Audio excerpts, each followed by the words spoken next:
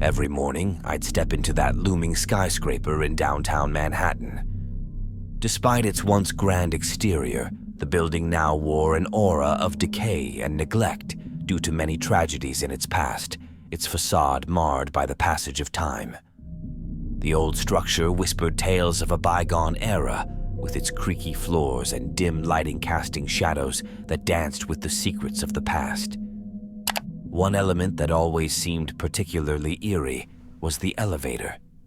With its worn buttons and flickering lights, the ancient lift shaft seemed to groan under the weight of its years, its metallic whisperings echoing through the empty hallways.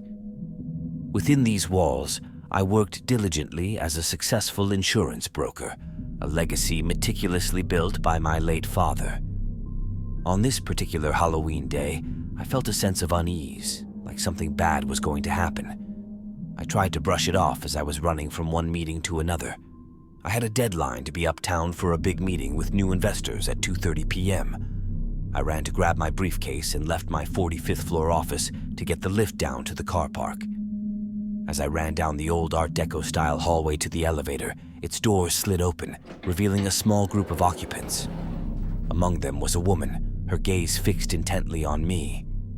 As our eyes met, in her trance-like state, she whispered, "Don't go. It's not your time." I instantly froze. I had heard these words spoken in that voice before. It was my grandmother's voice.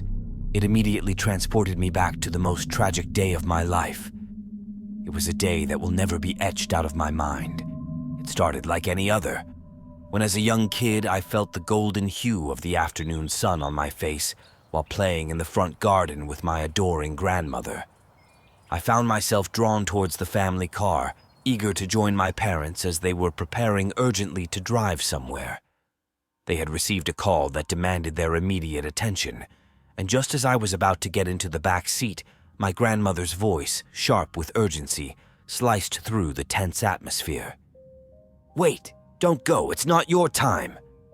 My mother replied, confused, "What?" Then hesitated for a moment, glancing back and forth between Grandma and the car. With a sigh, she finally relented. "Mom, please look after Sean. We be back as soon as we can. There's been a fire in the office. We need to get there as soon as possible." With that, not giving my grandmother a chance to reply, the car pulled away, leaving a cloud of dust and a heavy silence in its wake.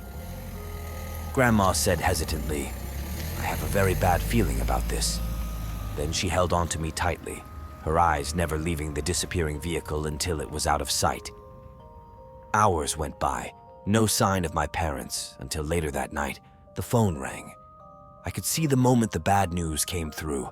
My grandmother's heart broke as the phone fell out of her hand.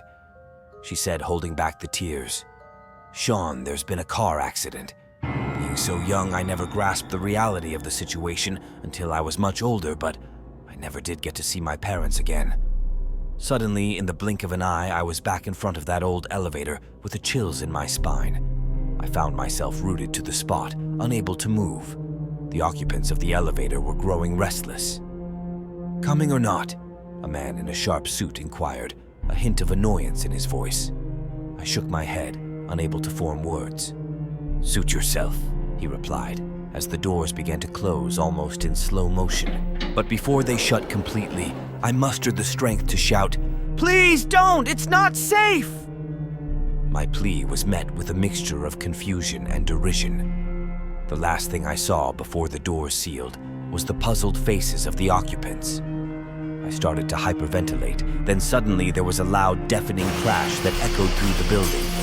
Panic ensued as alarms blared and people rushed to the stairwells.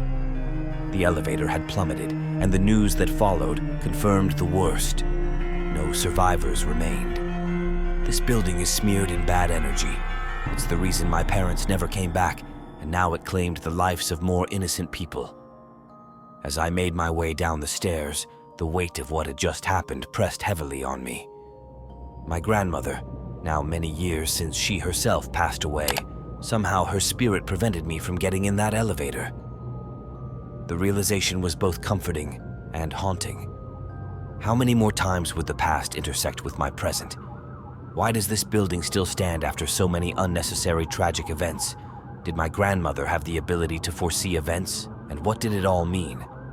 Will these questions ever be answered? I don't know. Have you ever had a sense of foreboding that came true? Let me know in the comments below. So there I was, Halloween night, right? Just chilling at home, watching some scary movies, eating popcorn. You know, the usual. I got the lights dimmed, got my favorite blanket, and I'm really getting into the Halloween spirit. It's getting late, like really late, and I'm thinking maybe I should go to bed. But then I hear it, this cry like a woman crying, and it's coming from outside. Now I'm not one to get scared easy, but this was different.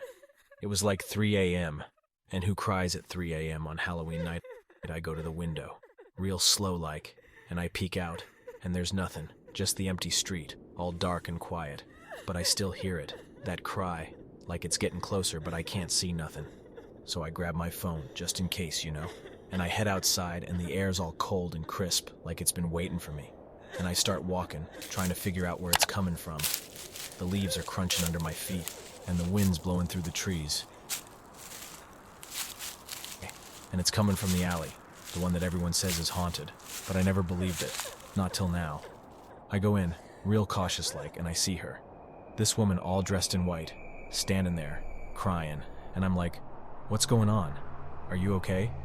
But she don't answer, she just keeps crying. The alley's all dark, except for this one street light flickering on and off like it's struggling to stay alive, and I can see her face, all pale and ghostly like she ain't real, but she is. She's right there in front of me. I take a step closer, and she looks up, and her eyes are all black, like nothing I ever seen before. And she starts to smile, this creepy smile, like she's happy to see me.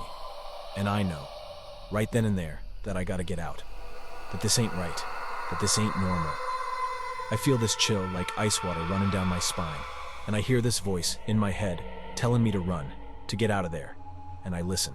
I turn and run, as fast as I can, and I hear her laughing now, not crying, laughing like she's enjoying this.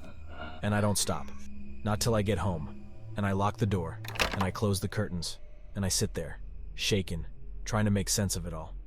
I start to think about all the old stories, the legends about the alley, how people went missing, how strange things happened, and I realize, maybe there's some truth to it. Maybe it ain't just stories. I remember my grandma telling me when I was a kid that some things are best left alone, that some doors should never be opened, and I think, maybe she was right. Maybe I should have listened. I go to the kitchen, make myself some tea, trying to calm my nerves, and I sit there, sipping it, looking at the clock, watching the minutes tick by, and I think, what now? What do I do now? Do I call the cops? Do I tell my friends? Do I just forget it, like it never happened? And I don't know, I really don't know, and that's what scares me the most. The not knowing, the uncertainty. The feeling that anything could happen at any moment, and I wouldn't be ready. I wouldn't be prepared. But then, just when I thought it was over, I hear it again, that cry. But this time it's closer, like it's right outside my window. I freeze, my heart pounding in my chest, and I ask myself, would I go and check? Would you go and check? If you heard that cry late at night when you're all alone, would you dare to look to see what's out there in the dark? I really need to invest in earplugs and go to bed earlier. So Halloween night, right? I'm alone, feeling that itch, you know? That itch to do something that'll make your skin crawl. So I think attic. Yeah, gotta be something up there. That's where all the forgotten stuff goes, right? So I grab my flashlight and head up those stairs that creak like they're warning me to turn back. The attic's dark and musty, like it's been holding its breath waiting for me. I'm shining my flashlight around, and then I see it. A Ouija board, just sitting there in the corner like it's been waiting for me. It's covered in this old tattered cloth that looks like it's been through hell and back. And I'm thinking, this is it. This is what I was looking for. I take it downstairs, and I can't shake this feeling like I'm being watched. But I shake it off and set up the board, light some candles, and kill the lights. I put my hands on the planchette and ask, is anyone here? And it moves so fast, like it's been dying to talk, and spells out Y-E-S. And I'm like, okay, this is freaky, but let's keep going. I ask, who are you? and it spells out Notmark. And I'm like, what does that mean? Then it hits me. My Uncle Mark, the one who died, he used to live in this house. And I'm thinking, did I just invite something else in? Something that's not Mark? The room goes ice cold, and I hear this whisper in my ear saying,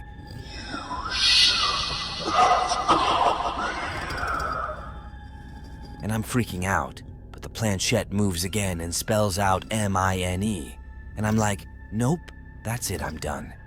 So I try to say goodbye, but the planchette won't let me. It's stuck on no.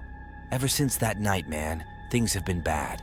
Like, I hear footsteps above my bed coming from the attic. Stuff goes missing and turns up in weird places. Sometimes I wake up with these scratches on my arms, and I have no idea how they got there. And I've started seeing things, shadows moving in the corners of my eyes. But when I look, there's nothing there. And every Halloween it gets worse. Like, whatever it is gets stronger. I hear voices now, whispers in the dark, and things move on their own. And I'm scared, man. Like, what did I let into my house? What did I let into my life? And I'm thinking, I gotta do something, anything. So I start researching, diving deep into forums, talking to people who've been through similar stuff. Some say salt circles, others say sage, and some even say exorcism. But I'm like, what if that makes it worse? What if it angers whatever's in my house? Then Halloween rolls around again, and I'm dreading it, man. Like, I can feel the energy in the house changing, getting darker. And that night it happens. I hear this loud bang from the attic, like something heavy just dropped. And I'm thinking, do I really want to go up there? But I have to, I need to know. So I grab my flashlight and go up those creaky stairs again. And what I find, man, it's messed up. The Ouija board is back, right where I first found it, like it's taunting me. And next to it, a picture of me, but my eyes are scratched out. And I'm like, okay, this is a whole new level of creepy. I run downstairs, lock myself in my room, and wait for the night to pass. But it doesn't end there. I start hearing whispers, like multiple voices having a conversation, but I can't make out the words. And then, the voices start calling my name, drawing it out long and slow, like they're savoring it. I don't sleep that night, or many nights after. And the activity doesn't stop. It's like it's become a part of the house, a part of me. I even start seeing figures, shadowy shapes that dart in and out of rooms, always just out of sight, but close enough to let me know they're there. I've tried moving, but something always goes wrong. Deals fall through, new places fall apart. It's like I'm tethered to this house. And the worst part? I'm starting to forget what life was like before all this. Like the darkness is seeping into my memories, reshaping my reality. So listen, if you're thinking about messing with a Ouija board, just don't. It's not a game, it's not an adventure, it's a door. And once you open it, you can't close it. You're inviting something in, something that doesn't care about rules or boundaries. And once it's in, it's in. And you're left wondering not if something will happen, but when and how bad it's gonna be. Have you ever played with a Ouija board? Let me know in the comments below.